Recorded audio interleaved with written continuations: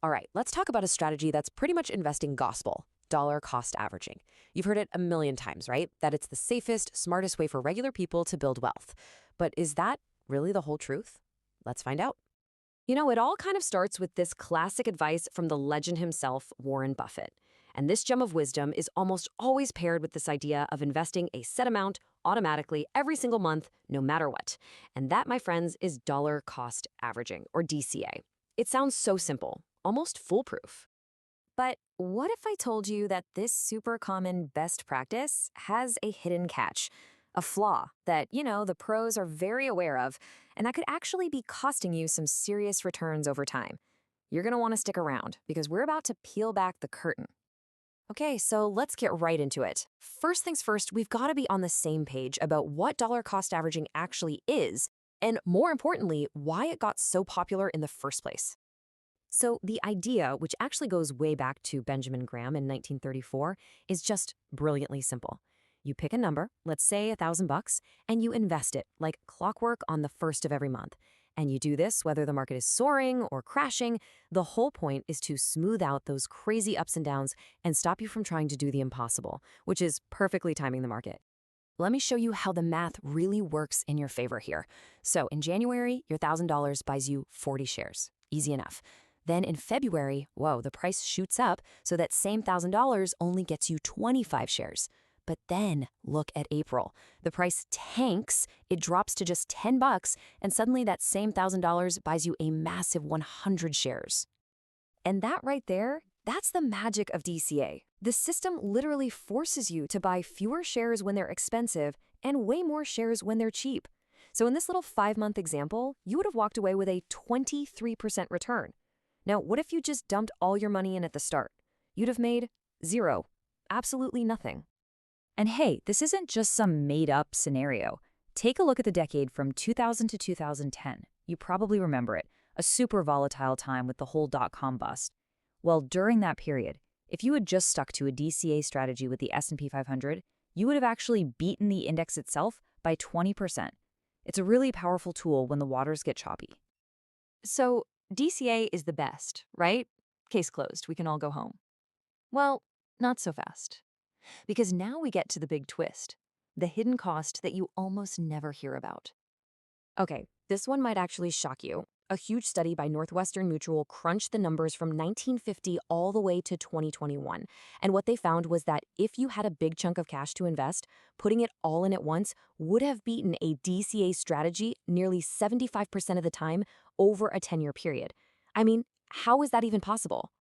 Well, here's the thing. Over the long haul, markets tend to go up. So DCA is great at protecting you from those scary drops. But its weakness? In a market that's generally climbing, every single dollar you keep waiting on the sidelines is a dollar that's missing out on growth. And that, right there, is opportunity cost. So this kind of leads to a really interesting question, right? Is there a way to keep the good parts of DCA, the risk protection, but maybe juice up the returns a little bit? Well, some really smart folks think there is, and it's called value averaging. This was cooked up by a Harvard professor, Michael Edelson, and it's basically DCA on steroids. So instead of investing a fixed amount of money, your goal is to grow the total value of your portfolio by a fixed amount each month.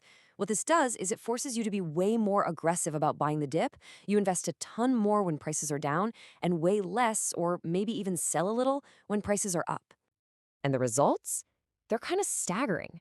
A study in the Journal of Financial and Strategic Decisions looked at 45 years of data and found that value averaging produced higher returns than regular DCA in every single market condition they could find.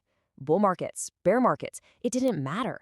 It won every single time, sometimes by as much as 5% a year. Okay, so if this thing is so much better, why isn't everybody doing it? Well, as you can probably guess, there is a pretty big catch. The big problem is cash.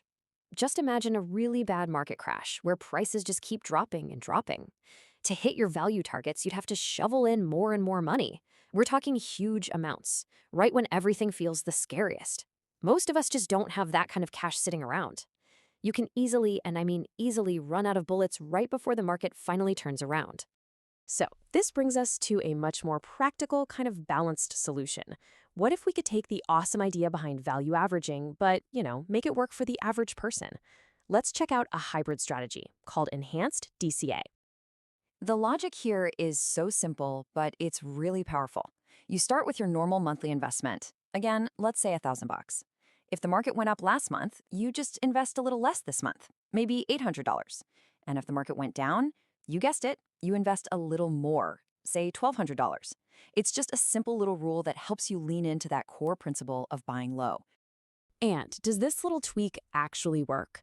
Well, according to a University of Nebraska study, this enhanced DCA method has an 85 to 92% probability of outperforming regular old dollar cost averaging. I mean, that is a huge improvement for such a tiny change.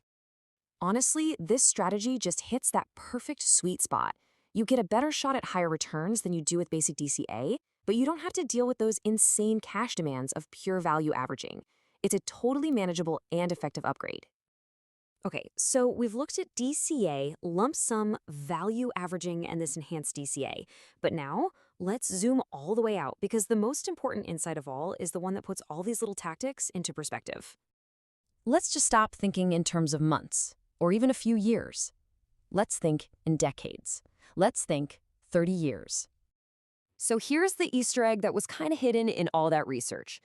When you stretch the timeline out to something like 30 years, something pretty amazing happens.